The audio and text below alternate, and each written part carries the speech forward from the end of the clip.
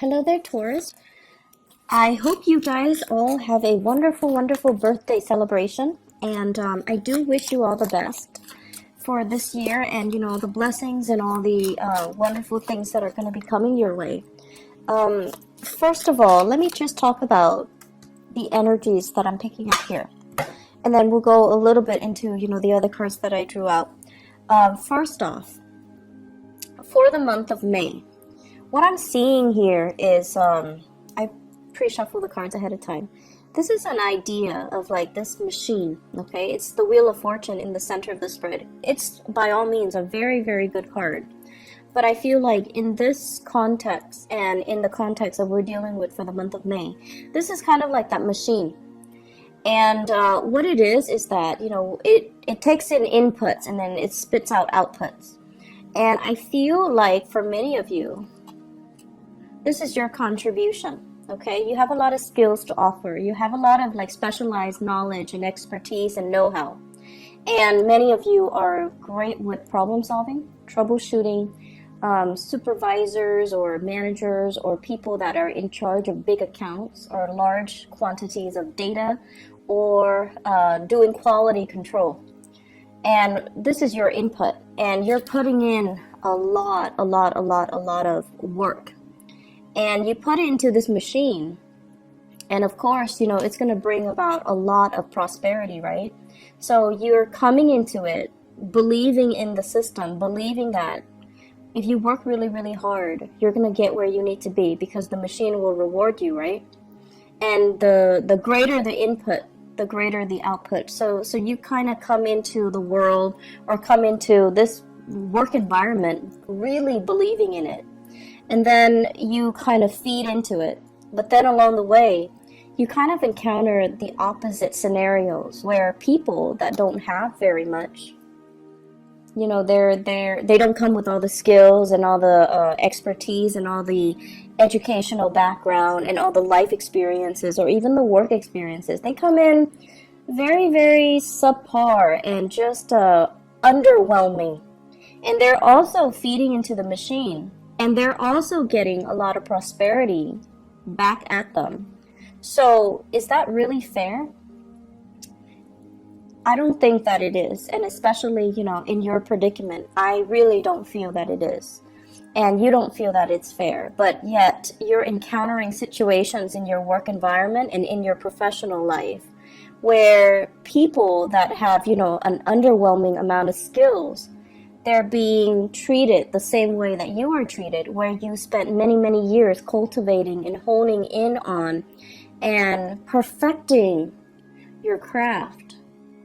And you're not, or you are getting the same level of recognition, and it just feels very unfair, unjust. I also feel many of you Taurian people on either side of the coin, okay? So many of you right now are in a really, really good career path. And I feel for many of you, you could be like 35 to like 45, okay, that age group. Quite successful, having a lot of people that you command. Everyone looks up to you to solve their problems. Some of you have like a large following. So that means you have a lot of people that are working under you. And they're doing the dirty work for you. So you're commanding them and they're doing the dirty work for you. It doesn't, it's not all about like classism or anything like that, but it's just like stating that people trust you to take the lead and people are willing to follow you because they trust your judgment. So it's a really good position to be. Some of you are in leadership positions as well. Leaders amongst children, among the next generation, amongst people in politics as well. So it basically means that, you're in the public eye, you're under a lot of scrutiny, and you pass the test mainly because you don't have a single blemish in your background. And then as a result of that, I feel like you're also feeding into this, building up your professional life, building up your networks, building up your connection. And I feel like you're already at that apex. And there is this sense, for those of you who are dealing with, there's this sense of like, I can just coast. I can just, put in very, very little amount of work But, you know, even then, you are perfectionistic, so you're not going to be underselling yourself. But I feel it's almost like I can coast. I know everything there is to know. I can come to work without ever being stumped by questions. And so you feel almost as like, it gets to that point where it's like, what else is out there? Should I explore new horizons? I want to, but I might be stuck with a specific skill set that are not transferable to other industries. So where can I go? Where can I apply my skills? Where can I go so that I don't have to start at the bottom of the totem pole, but, you know, rely on the skills that I already have under my belt and kind of expand upon it? Many of you are seriously thinking about a change in your geographical location. Where do I want to settle down? Where do I want to buy property? Where do I want to have children? Where do I want to raise children? Do I want to be here or overseas? So there are a lot of issues that are coming through more on the long-term ideological front. Do I want to settle here or do I want to move somewhere else? And I feel a lot of foreign energy, such as, you know, with the Wheel of Fortune, this deals more on the global scale. Am I happy staying in this country or should I make a move elsewhere? And I also feel as well, you know, all my skills, all of my work experience is in one country.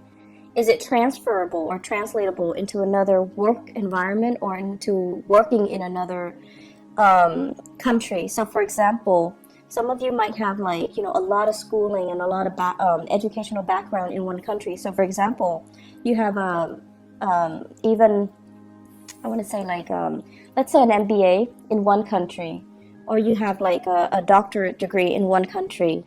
And if you were to move, those degrees are not transferable.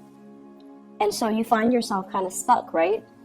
You don't want to start over, but at the same time, it's really difficult for you to make that move, that transition, when the degrees themselves are not recognized in the new country. And then many of you want to change, I'm hearing like change jurisdiction. Like you might have a license in one state and you want to practice in another state, but you have to redo that process. You have to get the license in the new state. So all of these things are coming up for re-examination. And I see a lot of people in institutional roles, like working in some type of either a federal agency or academic institutions, medical institutions, things that are accredited, things that require licensing, things that require like, it's like, it's not a walk in the park to get yourself in the door, to get your foot in the door. So if you were to leave it and start over, it can feel very daunting, and it can also feel like you have to start from scratch. But there are new opportunities that are coming in on the horizon right now, and I feel it's converging. It's like it's coming in for you. And some of you might have an offer on the table to switch agency, to switch into a new position, to switch into something a little bit different. And I feel like you're definitely emotionally drawn to that decision, you know, to that offer. But it might not pay as much as you're hoping. It might not pay what you feel would be enough to support your standard of living. So it's a big trade-off here, but I feel like you're looking for something new. The status quo is okay. It looks great, you know. You have a lot of respect. People really love and admire you in the work environment. They admire your work ethics. But I do sense that you've been here a little bit too long, and you're just like, I'm growing roots. I'm gathering moss. And so shifting, changing gears, moving would be the ideal circumstance. And there's this sense of wanderlust, again, like wanting something a little bit more exotic, wanting something a little bit different, okay? So that's coming into the picture. The rest of this spread, what it talks about overall is it deals heavily with, I keep seeing this for you guys as well. It's an environment where we really have to work together with other people. This is a card about collaboration, and this is deals heavily with exchanging in ideas, sharing our best practices, listening to other people, and finding mentors or finding teachers in very unlikely places. Okay, so it's sort of like learning by doing, and also the people that you manage, they actually might be the ones that have a lot to teach you. So whereas you're hoping to learn from your supervisors, your manager, your higher ups, but in fact, because of this collaborative card, it deals heavily with learning from unlikely sources. It's like messengers come in all shapes and forms. So you might have an underling that's, like an intern that's just starting out. You're managing his or her work, and they're teaching you a lot of things. They're the ones that are bringing new ideas into the picture. And so I feel here it's kind of like allowing yourself that humility to learn from people that might not have as much experience as you do, but because they're looking at the same problem with a fresh pair of eyes, they're able to arrive at creative solutions that you might not have thought about. So I feel a lot of collaboration coming in, sharing knowledge, sharing skills, sharing the best way to do something. And I feel as if this process alone, it's sort of like it's a really good process overall. I'm also sensing as if there are some people in your work environment that are taking it the wrong way. They're very much about hierarchy, and they're very much about, I've been here longer, you need to listen to me. This is a new person. They don't really have the skills and the expertise. They should not be able to tell us what to do, or they should not be able to, I want to say, they should not have a say in the direction of the company because they haven't been around. So there are conflicting messages here regarding people that might have been in the field for a really long time, but they have no idea what they're doing, or they're so entrenched in it, it's hard for them to shift gears, and it's hard for them to think creatively. Okay, we all know those types. And then there are people that are brand new, that are very innovative, but no one's really giving them the time of day. So it is up to you to really try to shape young minds. Some of you might be teachers, shaping young minds. It might be up to you to, provide the creative framework so that you can allow these new people to explore, and allow these new people like some type of hands-on approaches so that they can learn by doing, and that they can, improve their problem-solving skills.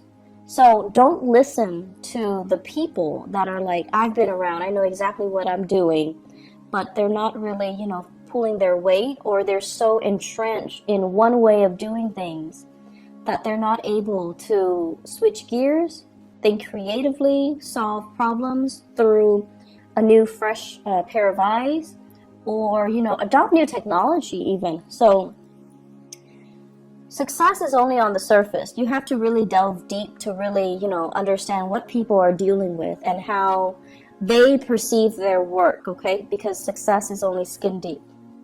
So aside from that, the other messages that I'm getting in the picture here, it feels to me as if many of you are thinking about, once again, changing location. And you might, want to stay in the same job, but really, really thinking about like saving up, planning, plotting to kind of leave the nest. Some of you might be living with parents, and the housing environment looks a little bit crowded. The work that's cut out, it's sort of like, I have a space, I don't have to pay rent, or I'm paying very minimal rent, and I'm not doing all the chores. The chores are divided between all the people in the household, possibly with family. And so it just feels as if it's very comfortable. It's like, it's not a lot of work because it's spread out across many people. But you're at a point where you do want to grow, and you do want to be able to be independent. So many of you are at this place. It's a catch-22. On the one hand, it's so comfortable, and rent is cheap, but on the other hand, it's like I really want to have my own space. So I see many of you plotting and planning in that regards. And I'm also seeing many of you, the house situation, you might have been thinking about like repairs and things like that. Like, this is a card about marriage, and it's also like the physical dwelling, okay? When it's in the reverse, I usually think of like putting a lot of money into a relationship, putting a lot of money into housing repairs. And you might have come out since the beginning of the year, since January, fixing something, cleaning up something, cleaning up the gutters, cleaning up the drain, doing a lot of fixer-upper types of projects as it relates to this housing situation. And now you're like, is it really worth it? Can we just sell the house as is and then move on? But you're still biding your time, and everything that you do, you are taking very careful and methodical steps. So I feel like some of you are at that point where you're like, maybe we should just sell it. Or maybe we should, change location and just rent somewhere else. Maybe we should change into another city. Maybe we should, leave the nest and create our own nest. For those of you who are newlyweds or who are thinking, who are in significant relationships and you're thinking about having children. So that's an element coming in as well. Career looks really, really good. I feel like for many of you, you're very established in your career and you're watching this. And then for others, you're at a place that is very, very safe. Okay, so it's like a 10-year track, or it's like you have your foot in the door in some type of a career building position. So it could be like a governmental agency, it could be with the county, it has really good benefits and things like that. That's what I'm sensing. And if you stay there, you can shift very quickly into a management position, and then from there you can go into a senior position. So I feel like your career is already set, but you're just like, I'm not sure if this is where I want to be, because life is still calling me. Foreign lands, foreign seas, foreign languages, foreign people, it's still exotic. So I feel many of you are at a point where you have something that's really good, but you're still not 100% content. There's still that pull, that wanderlust, okay? I pulled out these 3 cards, and I wanted to see what your love life looks like. Mainly because this is so work and career and finance focused that I wanted to, specifically look at other areas of your life. So what I have here, first of all, is a water sign. So this is a Pisces, Cancer, Scorpio, Sun, Moon, or Rising. This is somebody who's very home-based, very home-oriented, okay? On the weekends, they don't want to go out with friends. They want to just stay home and cuddle and spend a lot of time with you. This is somebody that calls and checks up on you when you're at work. Not so much checking up, but, they check in on you. They're a little bit more, they need a lot of reassurance. They need a lot of time. They need a lot of attention. And I feel like many of you, this is a relationship partner for many of you. And I feel for many of you, this is somebody that you're married to. This is somebody that wants to settle down, that wants to that might ask you, do we want to have more children, or can we have more children? They also want their own space with you. For many of you, that's like, they're kind of telling you, let's start a family, let's build a nest, let's move out, let's live on our own. And then for others of you, I feel like you are in a long-distance relationship with another person. And what I'm feeling here is distance, space, and things like that. I feel like a fire sign. Sagittarius, Aries, or Leo, okay? And I have here the card of Leo. That's coming out very prominently, and I do have here this fire sign. So I feel like there might be a long-distance relationship where it's I don't feel like it's new. I feel like it's been ongoing, and it's kind of difficult to maintain, mainly because you're at this point where the person might be wanting to start a family. The person might be wanting to, settle down, have roots, and things like that. And so once again, Aries, Sagittarius, or Leo. And it just feels as if there's a sense of longing. There's a sense of like, you know, both of you mutually missing each other, like really longing for each other to be nearby. And I feel like it's starting to be very difficult to come together, to reconvene, to connect. There might be time differences, you know, like you might be on different time zones, in different areas, in different countries. And so it's nighttime where they are, daytime where you are, and you can't really Skype, you can't really connect, you can't really FaceTime, you can't really see each other, you can't really, you know, share. And then there are days when, you know, you've had like a really bad day and you want to call them and they're not there. So it just feels almost like timing is kind of working against you in this relationship, and you're watching the time kind of tick away. And so it's hard. Long distance relationships are hard, but I definitely feel the emotions are there. The longing, the love, the affection, the commitment is there. It's just I feel like it's difficult for the other person more so than it is for you. You've got your career, your wealth, and that you're building. The other person, they're okay. I mean, I don't feel they're financially in dire strait or anything, but I feel the longing and the missing and the, you know, wanting to be together. That is taking its toll on them emotionally. And so it's a little bit challenging for the two of you to continue in the relationship because you don't really know, you don't have a vision of how the two of you are going to reconvene. You don't have a vision of how the two of you are going to come together and be, you know, establish a family. Okay, so it's like you need to work this out in your current relationship. What I also have as well, for those who are single people who are, you know, out dating and things like that, I feel like there might have been a recent breakup here with the Four of Wands. A recent breakup. So it could be a fire sign, Sagittarius, Aries, Leo, a water sign, Pisces, Cancer, Scorpio, or even another earth sign, Taurus, Virgo, Capricorn. And what you're doing here is this is the end of conflict. So this is kind of like, you're out of my life, we're not fighting anymore, I'm no longer, like you're getting over the relationship, okay? And I feel for many of you, it was a significant relationship where you might have shared space with each other at one point. You might have shared housing. You might have lived together even at one point. I feel like somebody moved out and there is a sense of longing, missing somebody, but you're kind of like, I'm kind of over it. I'm not going to succumb to the temptation to reconnect and to reach out. For many of you, if you're dealing with a water sign, Pisces, Cancer, Scorpio, they are reaching out to you.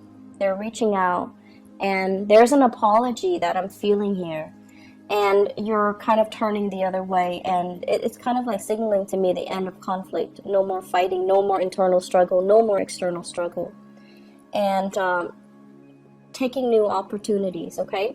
Singles, it's a really good time for you to make the most of your birthday time. Birthday time is what we call like the solar return, when you have a lot of luck and prosperity on your side. So you want to make the most of it and, you know, tell yourself out with the old, in with the new, so that you can invite new energies into your life, okay? It's going to be a really, really good month. I feel many of you are getting over breakups. And I see many of you are kind of like trying to solidify a relationship as well.